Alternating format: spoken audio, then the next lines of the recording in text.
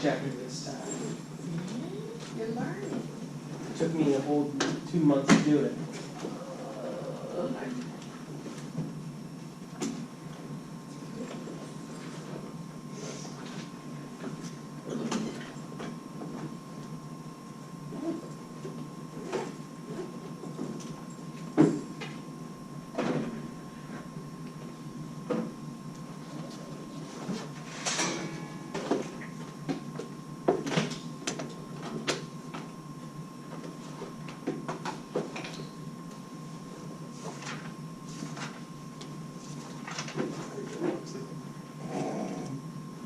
Good enough, dark enough. Thanks, Dan. Yes, I'm not too long. I'm pretty sure he was. Yeah, that's Dan. Whenever he woke up randomly, he didn't know what's going on. He just say his catchphrase. It's still see when interview. Yes.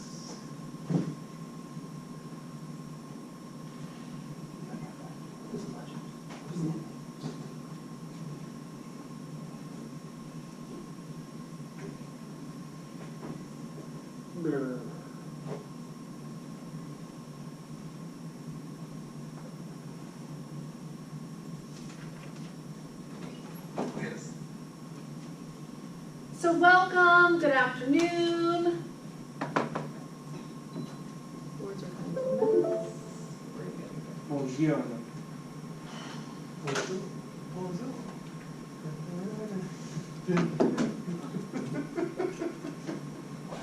I said it in Italian. I didn't know that.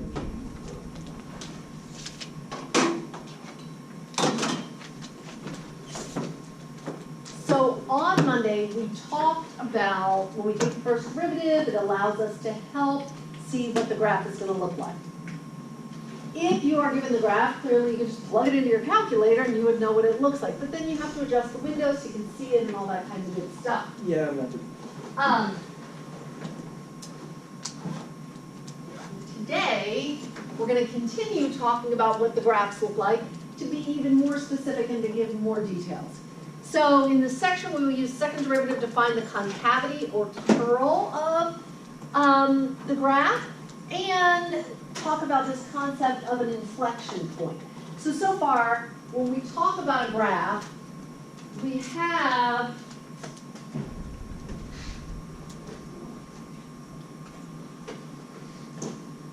so let's just say here's our XY axis. I don't know, we have stuff going on, right? So we could talk, when we just have the function, we talk about the zeros, right? That's what we learned first when we talk about graphs. We learn the zeros. We might talk about the end behavior of the graph. We might talk about the multiplicity, all of that happens. But then we take the first derivative and we set the first derivative equal to 0. What does that tell us? Critical points. Those numbers. We call them critical points, right? And these critical values, They are Relative maximum. typically it's where the tangent line, the slope of the tangent line is equal to 0. That's where you have your relative mins and your relative maxes. Yeah? Would you not say that the line pretty much going through the y-axis is in a min? That's what I was about to say. Oh, yeah, here. There's Yeah. one like here, right? Yeah, Okay. it's special. Very subtle. So yeah, I take that one too. It exists. So that's what we've looked at so far, right? We're all in agreement. Everybody feels confident about it. Awesome. So today we're going to use the second derivative because we're going to talk even more about the graph. We're going to talk about this idea of an inflection point in this concavity. So the other thing is the second derivative gives us a very useful way to distinguish between maximum and minimum points. And some of it is without actually doing the graph to find these things. So here we go. A curve that curls upward is said to be concave up, and a curve that curves downward is said to be concave down. Why not just say concave and convex? That's it. So here is some help. Concave up, this is the bowl. Right, this is the shape. And then curls downward is said to be concave down. It's the rainbow. My red rainbow is not very exciting, but you get the idea. Yes? So exhilarating. So, a point where the concavity changes from either up to down, it is called an inflection point. So you're like, oh, so here's a lovely example. But notice the inflection point, it's not a relative min, it's not a relative max. It's like a midway point between. It's where it changes. So the other thing that you could notice is when we talk about the tangent, oh,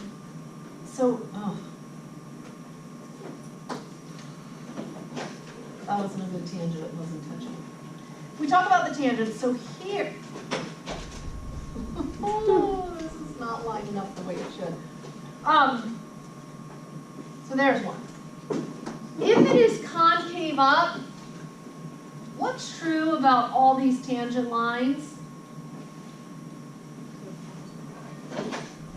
We have negative slopes, we have a slope of 0, we even have positive slopes, so it's not about whether the slope is positive or negative. Where is the tangent line relative to concave up? There, it's underneath of it, right? It's below it, it touches it underneath of it. You see that? Like all the green lines are underneath the bowl, for lack of a better term. And then for concave down, look what's going to happen to all of those. They're all going to be above. So just something to think about, where is it below, where is it above? The inflection point. So it's how it bends away from, just being a straight line. Yeah. An inflection point is almost like a relative maximum. No, not necessarily. But I mean, they typically do it at the same spot. Wait, say that again?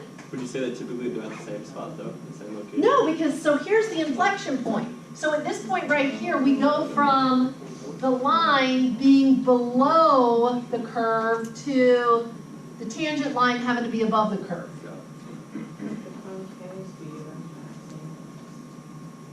Oh, so the bottom of the concavity is the maximum? Oh yeah, the maximum are still where you expect them to be, here and here. But for here, it's concave up until we hit the inflection point, and then it goes in the other direction. Other question? Somebody else comment? Okay. Here's another way to think of it. Concave up, it means it would hold water like a bowl. You could pour water into a bowl. But concave down means the water spills off like an umbrella or a rainbow, right? The water will pour it on it, it would just roll right off. Yeah? You just said that U and then up and then the N and down. Okay. It's a fixed way. Sure. So Tommy sees it as, this is a U, so it's going up, concave up. And then this is like an N, you said? So it's concave down. Sure. So we all have an idea now of what we're talking about concavity as far as what it looks like. Yeah.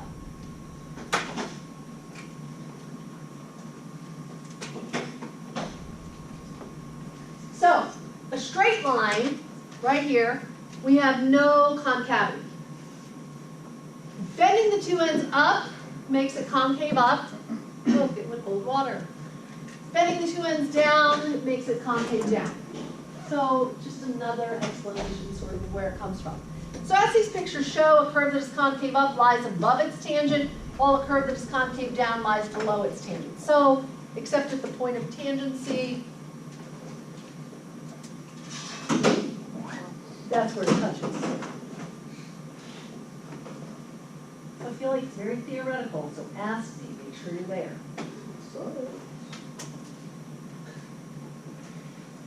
I just have more of, hey, how you can learn stuff. Concave down like a frown. Concave up like a cup. So, whatever.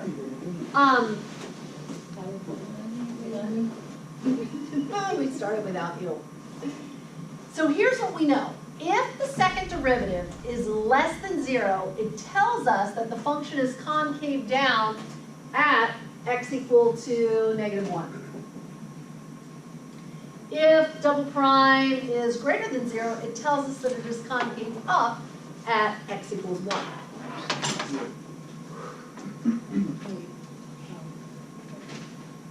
So we don't know what the function is, but we can talk about some of its concavity, because when it's negative, it's going to go down. When it's positive, it's going to go up.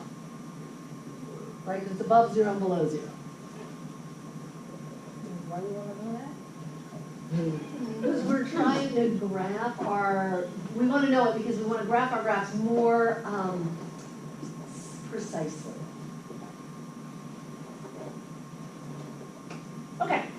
Here it is, mathematically speaking, without all of my little cutesy help words. It says, if the second derivative is greater than 0, it means that f is concave up, so it curls upwards, up like a cup. F double prime is less than 0, it means that f is concave down, like a frown, and it curls downward. So an inflection point is where the concavity changes, and what happens there? Well, that's where f double prime, second derivative, it must be 0 or undefined. So our first derivative gave us the critical values, finding maxes and mins. When the second derivative is equal to 0, these are your inflection points.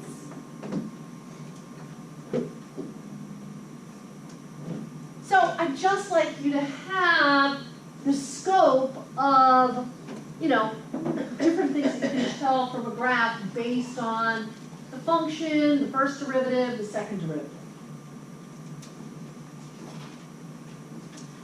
So notice here we've got all the little blue lines that are above the curve, then we get all the little red lines that are below the curve because the tangent lines, now the concavity changes, it's concave up versus concave down.